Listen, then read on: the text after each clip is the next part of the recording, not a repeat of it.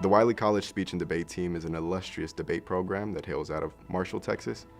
We've been known now as one of the best speech and debate teams in the country.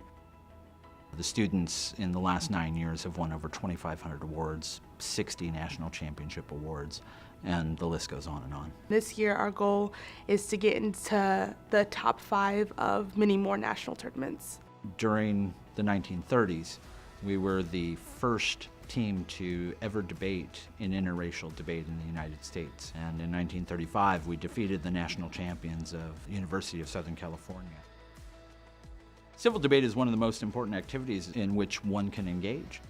Without civil debate, there is no understanding of other people's viewpoints. Civil debate is different than arguing because you're listening to understand rather than listening to respond. I think there are 2 important factors in trying to persuade somebody. I think the first is having respect for that individual, not pandering to them, but having respect for their beliefs.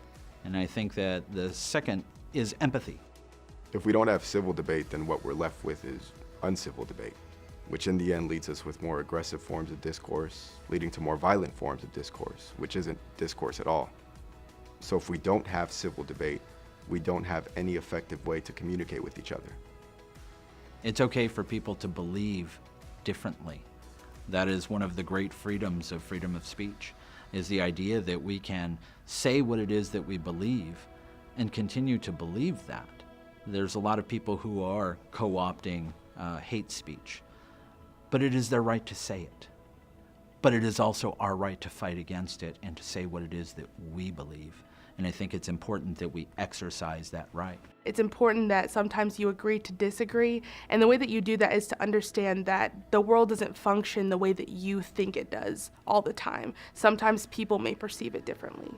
Don't bombard someone with aggressive tactics like you're wrong, you don't know what you're talking about, look at these papers, look at these documents, look at these sources of information.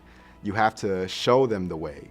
I think that an effective way to appeal to people and to persuade them is to put them in your shoes. In a debate, there's always a point where you give up. But I wouldn't necessarily call it giving up. I would say it's agreeing. And I think that's what makes it hard to agree with someone, is that it feels like you're giving up on your stance. If you could come to that realization that, like, yeah, I'm not giving up, I'm just agreeing with someone because they proved me wrong, then I think debate would be more effective. Being on the debate team, doing debate, just learning debate, definitely made me a more understanding person. It made me a person of patience. It made me a person of compromise. It's just made me a person that I'd rather talk to. From this activity comes power. 60% of Congress comes from this activity. Heads of state, heads of media, comes from this activity. So these students participating in this activity have options, they have networks, they have choices in their lives.